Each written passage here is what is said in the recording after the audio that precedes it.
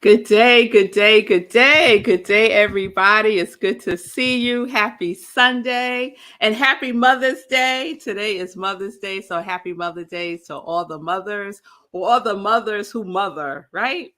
So I am Rev Melissa. I am an ordained interfaith minister. I'm a licensed religious science practitioner.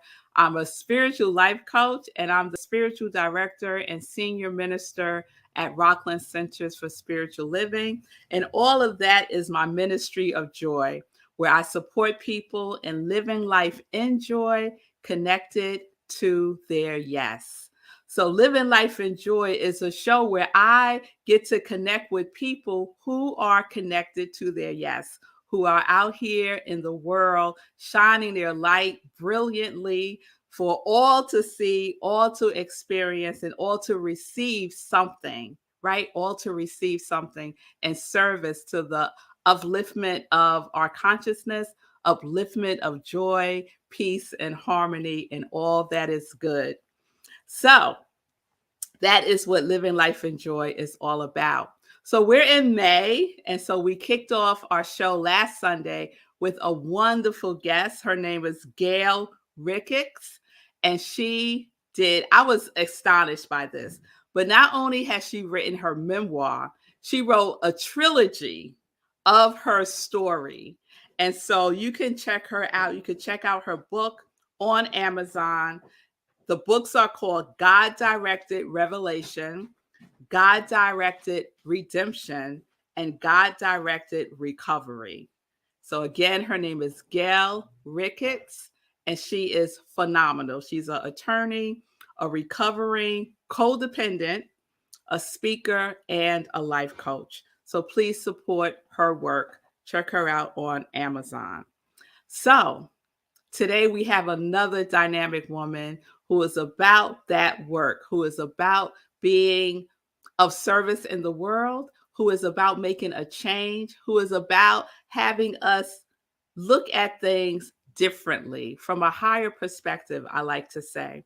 So, without further ado, we're going to go. We are set and we are ready.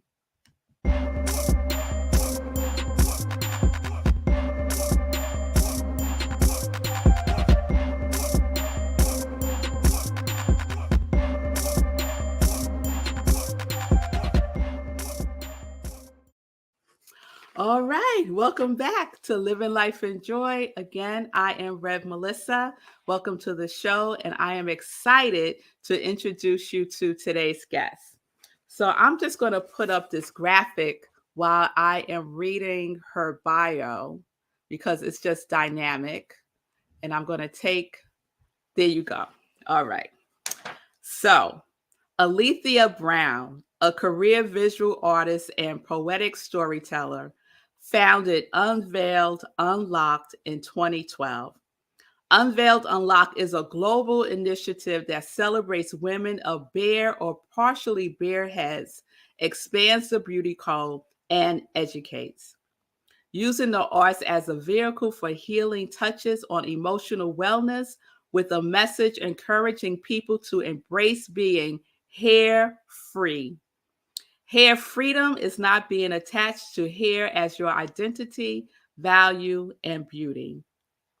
Aleathia shares that we bear our heads fully or partially to the universe unapologetically, moving through our communities as models representing the other spectrum of the beauty code. Aleathia co-joined the word relanguaging as a way to repurpose words that have negative stigmas, and we're going to talk about that. Unveiled Unlocked is celebrating its 10th anniversary with the theme Honoring Our Crowns, Finding New Directions. And there will be a host of events that are happening in August and October this year. Unveiled Unlocked has produced art at the City College windows on Amsterdam Gallery. Aleathia was awarded as one of 12 women of distinction in 2024, hosted at the Schomburg Center for Black Culture, and recognized for her artistic contributions with the Harlem Arts Alliance and Greater Harlem Chamber of Commerce. Aleathia continues to enrich and enliven communities globally. So, without further ado, let me introduce you to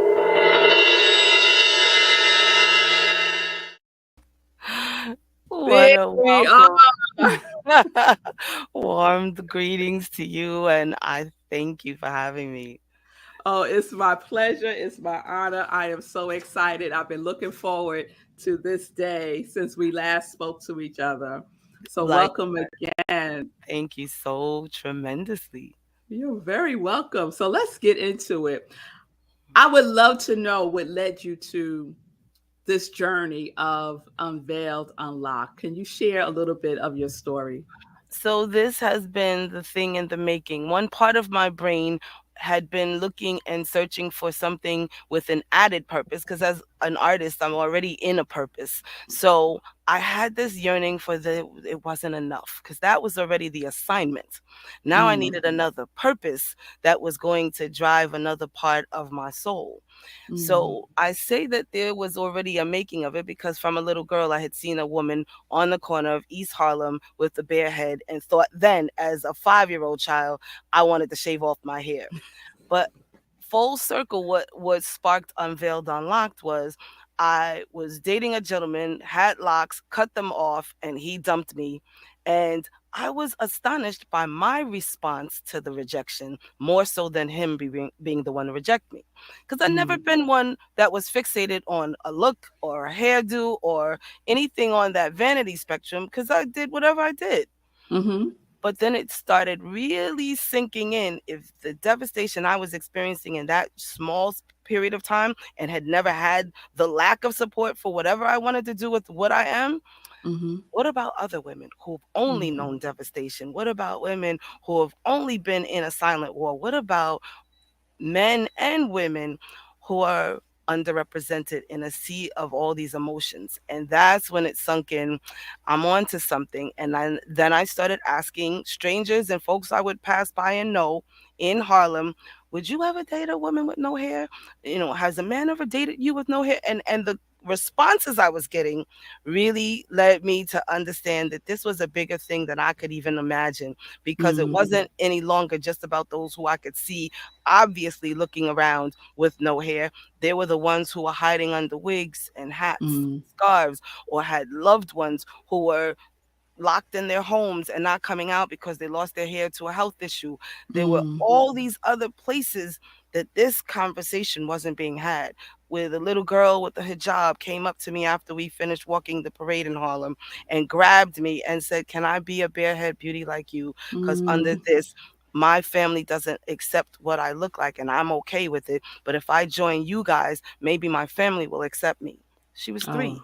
wow. Wow. The work began to talk to me, and as an artist we in a surrender look for when the work starts talking to us.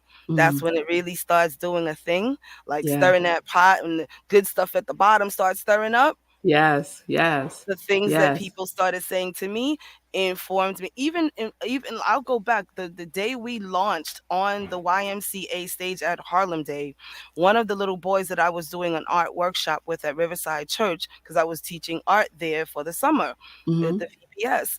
And he was maybe 8 or 9 at the time. He had been doing workshops with me for a couple of years at Abyssinian. And he Mm-hmm. was like, "Oh my God, Miss Alethea, I saw you on the stage." And he was about to say bald, and he shifted and said, "You barehead women, I'll never look at a barehead woman the same." And grabbed me and hugged me and said, "I was so proud of you." I held the tears back, but I was like, if that had that kind Yeah. of effect, the work started talking to me. Yes. So let's talk about that because language is so important.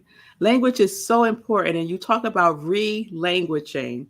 And so it's not the word bald, which is what we all know it to be up until this point. So up until this point, we've been saying bald, but after you watch this, y'all, we will not be saying bald anymore, right? So talk Hmm. about why this is so important and not bald, but bare. Well, the reason I use bald as a reference point of removal, because when I looked up in a dictionary some years ago, at the beginning of all of this, the definition of bald in the dictionary was sick and not in control. Mm, I don't surrender to that. I don't mm, identify with that. And I know whether you lose your hair to a health issue or cut it because of a lifestyle, I don't want to be referenced in a negative way. And yeah. then me being an artist, I'm an artist beyond the canvas, right?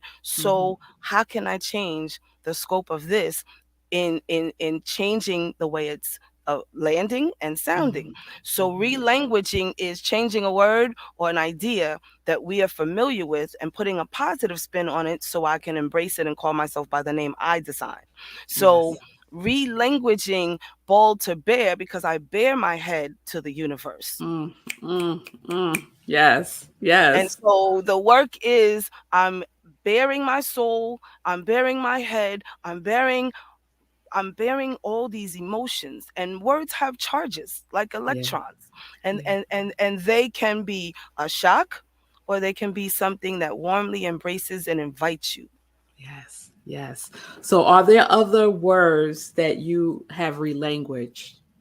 Oh, there's so many. I've had people say to me, you should start your own dictionary, because it really is the art part of playing with words, is finding other identities in a word that has other charges, right? Hmm. So even in me talking about unveiling and locking, I said if there ever comes a time where one day there's no longer a reason to talk about bearing your head because it's an accepted norm, I Hmm. still am unveiling the truth so I can unlock the pain that Mm, paralyzes me from being my full self in my purpose. mm, So I started talking about relanguaging the purpose and the idea of a word, not just the sound of the word and mm, the letters in a word, because there's other things that come off of those charges and those memories. And so mm, for me is removing and renewing that. So, mm. so it's a Beautiful. building. Beautiful. And I was reading some of your bio. I didn't share the whole bio, but one of the things that you have in there is about hair freedom. Hair Yes. freedom. And I remember, Aleathia, I had locks also. I had locks for probably 15, 16 years. And when I decided I was going to cut them, oh my God, the reaction I got from people just talking about cutting it off, right? Like, why would you want to do that? You don't know what you're going to look like. All of these things, right? And I was like, Yes. Yes. calm Relax. yourself. Right. Right. Like, It's only hair. it's Right. only hair and it's my And hair. it's not my identity. Exactly. Because if Exactly. but here's the irony. If you lost a limb in a car accident, would you be less woman? Would anybody challenge whether you were going to be less woman without an arm? No. But if you lose some hair or cut some hair, you're not a woman, you're not feminine, your gender is being challenged, your sexuality is being challenged, and people feel that they have the right to even ask you who and what you are when you cut the hair. Mm, mm. That is so true. That is so true. So there is freedom. There is freedom in just releasing all of that, right? All of Oh, society's stuff. not only that, but there's a biology to the release.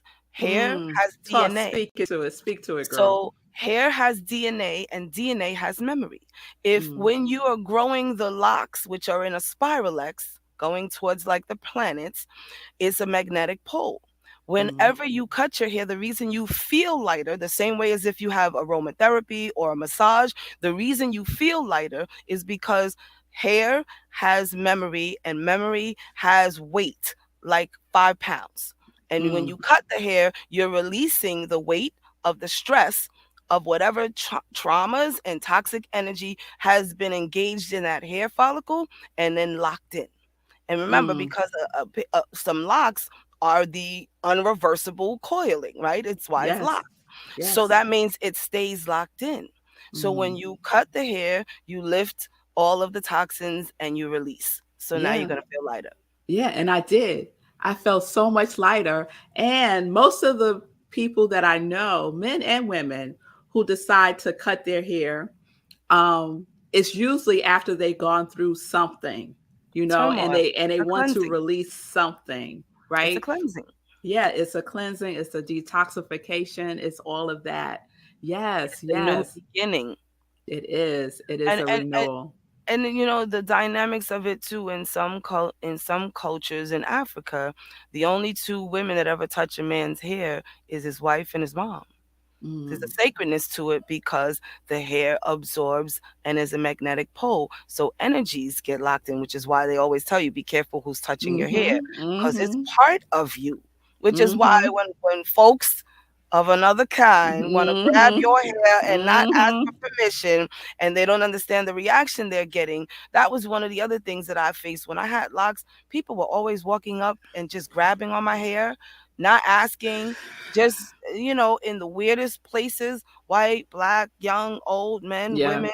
I mean, I'd be on an escalator and people would reach over and grab my hair. Mhm, mhm, And I've it had was, that experience. Yes. I know you did. I didn't even have to ask you because it's a magnetic pole. It attracts. Yeah. So a lot of times I had to either wear hats or wrapped up so that it wasn't hanging down for accessibility with people. It Mhm. was just, it was another trap. Yeah. Yeah. That's so true. I've never experienced two occurrences in my life where people felt like it was okay to touch me was my hair and when I was pregnant. Your So, belly. Mhm. yeah. Right, just Like walk up to what? you, and What? and and they're so excited about what they're doing, they don't even see it wrong. Yeah. Yeah. Yeah. Oh my goodness. So I hope this is shifting people's consciousness because this is so powerful. I have 15-year-old girls, and one of my girls, Aria, her hair is locked, and Zola hair is she wears it natural, her hair. And they love their hair and they love their natural hair. So I Mhm. remember when I was growing up, all I wanted was my hair to be permed. Uh-huh. All I wanted was it to be straight as possible. And so to see them as young girls, even, younger than being teenagers, Yes. always loving their crown. But that shows you conditioning, and when you change the environment, you change the psyche. So Yes. they could afford to have that kind of thought because it's welcomed, and Yeah. it's a new normal to be able to embrace that. Because I remember also, if you wore your hair in an afro, or it's natural coiled, whatever it looked like after it washed, oh my goodness, you can't go out like that. And it was a standard of expectation on straight is the right way, as Mhm. opposed to your hair has a freedom. Yeah. Yeah. I love that.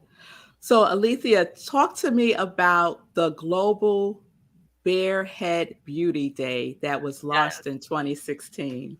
So again, with me always looking at the dynamics of this, it's no longer in my head at that point just a local thing. It's a global initiative to really look at having this whole idea around being on the other end of the spectrum. In the beauty industry, what I find is the obsession is always weighted on hair.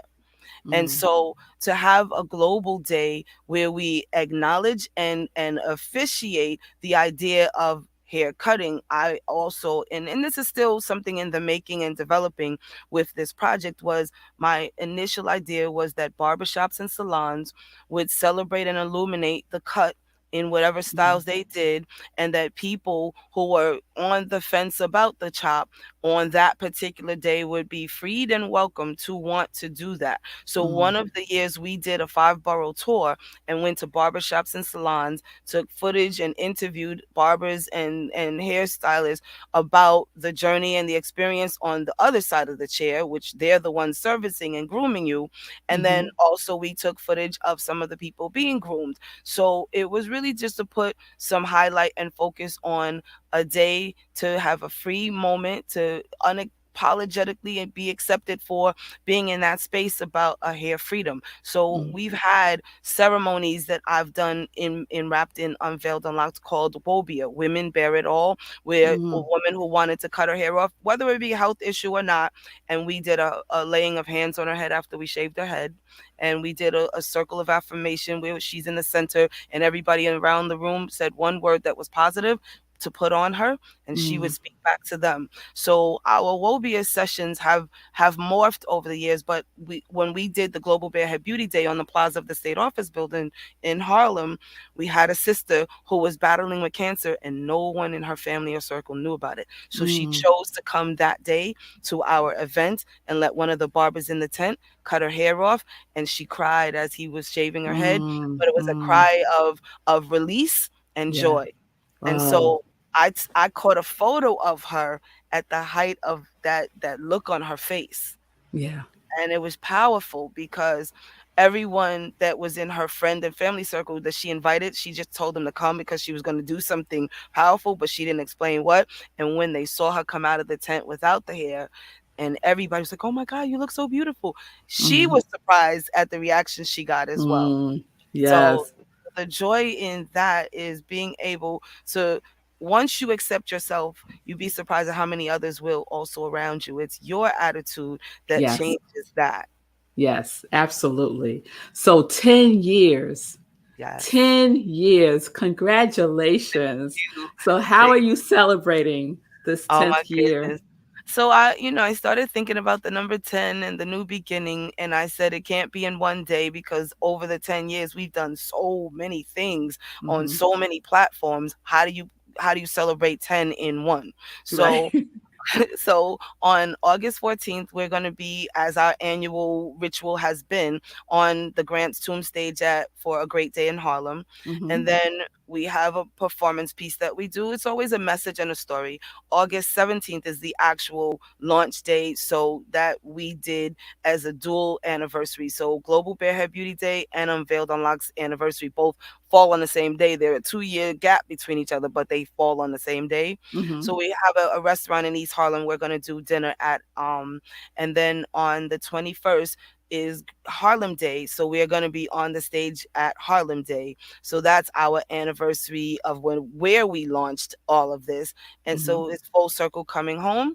And Hmm. then this year, our first 4 day virtual conference will be on the federal holiday weekend in October. So from the 7th through the 10th, each day we have a whole lineup of power pack presenters and Hmm. activities and things. And I'm even doing a raffle of one of my paintings at the end. Hmm. So I want people to really be engaged in all of the different layering that this Hmm. is. Because I'm often talking about, if beauty had 7 layers, how many layers, if skin had 7 layers, how many layers to beauty is there? So I'm Mm. peeling back some of the layers of beauty, going deeper than skin. Yes. So actually, we Yes. have a Wobia session. One of the barbershops that we had at the Global Day is going to be live on the Zoom cutting one of the sisters' hair. So we'll zoom in on them at the barbershop during our conference. Beautiful. So, if folks want to participate in the events that are coming up in August and October, how can they do that? So we're on pretty much all of the social media platforms. So Okay. Unveiled, Unlocked. We're on Facebook and Instagram. We'll start reactivating our LinkedIn as we start finalizing all the final pieces to the puzzle. Hmm. Unveiled Unlocked at gmail.com is my email, so I can directly let people know the list of things that are happening and how to get tickets for things that are needing a registration and things like that, and meet us at the stages where we're going to be performing. So we have such a, like, I'm excited like I'm a guest, because one of our brothers in the collective, he does he's a massage therapist, but he plays these vibrational instruments. So we're going to have Oh, him playing vibrational instruments, summoning us onto stage. It's just powerful how oh, I get to wow. play with art and spirituality, and he's got a gong and a didgeridoo. It's just gonna be Oh, that's going to be fun. fabulous. That's going to be Yes, fabulous. So, yes. unveiled, unlocked at gmail.com. at gmail.com and on all the social media platforms. Yes. All right, y'all, go and follow. Go and follow because this is going to be quite a celebration. So let's get into our joy questions. Okay. So we have 3 joy questions. So first one is, what does joy feel or look like for you? It feels like an inner soul between me and the creator in Mm, conversation. It's always mm. been like that. Like I had that epiphany, Oh, some years ago. Just that's beyond happy. yes, isn't it? Mhm. Yes, I Mhm. love that. Mhm. I love that. Mhm. All right. So, 2, I say I live life in joy. What do you live life in? My assignment, which is to Mm, surrender. mm. I live for the surrender. I'm a child of God. I'm a servant of God. When I'm in surrender, I'm always at my highest frequency. Ah, mm, mm. Just had to take that in. Yes, yes. Living life in surrender. Yes. Living life in surrender. Yes. Last question. What is your joy song? I grappled with that because I have a couple of them, but I say Stevie Wonder's Ribbon in the Sky. Mm. And why is it one of Because yours? what happens is the rhythm section in it starts speaking to my soul, and even when I'm having a rough moment or thought or day, or when I'm in my studio creating, there's a part when the instrumental comes in and it just lifts me. Mm, I can't be still, and mm, it awakens a inner part of me, which is mm. again back to where that joy is, that inner part, that Yeah, stuff that's at the bottom of the pot that stirs up. yeah, Yeah, that. yeah, yeah. I Mhm. feel that. I'm gonna listen to Ribbon in the Sky tonight. But and I Yes. used to skate to that back in the day. So imagine on a skate rink with the music blaring at you, just you hearing all the instruments. It felt live, and it's just a whole other lift. Watch what Yeah. happens. I dare you. I Oh, dare you. I'm going to do it, girl. I'm going to do it. Well, Aleathia, it has been a joy. It has been a Oh, joy to be with you and to spend this time with you, for you to share such a clear yes that you have said yes to. A clear yes that you have said yes to. Thank you so much for doing so. So, thank everybody, you. Aleathia Brown, please, if people want to support your work, how would they do that? So you can go to my Unveiled Unlocked at Gmail. I have actually a donate button on my PayPal, and it's all these different links. So it's easier to just find me directly, and I can send the links out to Okay. anyone. But we have All a right. donate button too. So Okay. And so I'll add that to the social media post for the show today. awesome. Awesome. And folks can just click on there and get the information to support. Let's be supportive and support the work that is so needed in our communities. So thank you Thank again, you. I want to Aleathia. thank you for having me and for the work you're doing, because that's the other part to this. It's like finishing a painting. When we come together and join each other's mission, that just expands it to a whole nother level. So thank you for the joy of the work you do. Thank Tremendous. you. Thank you so much. All right, everybody. There we have Aleathia Brown doing her work in the surrender, right? In the surrender. Unveiled, unlocked, get connected to what they are doing because it is magnificent. Well, that is today's show. Let me wrap it up with just a couple of reminders. Join me right after this at 11:30 a.m. Eastern Time for Sunday in Praise, where I'm the spiritual director and senior minister at Rockland Centers for Spiritual Living. You can join me on Zoom. Just go to our website, rocklandcsl.org, and click on Sunday service, and you'll be in the Zoom room. Or you can watch our live stream on Facebook. And then on Monday, tomorrow, join me for Sip with Rev Melissa, Spirit and Praise, where we're going to talk about something wonderful. So I'm doing Sip Monday through Fridays, 10:30 a.m. Eastern Time, right where you're watching me now. So, with that being said, peace and blessings, everybody. Peace and justice. We're living life in joy, connected to our yes. Peace.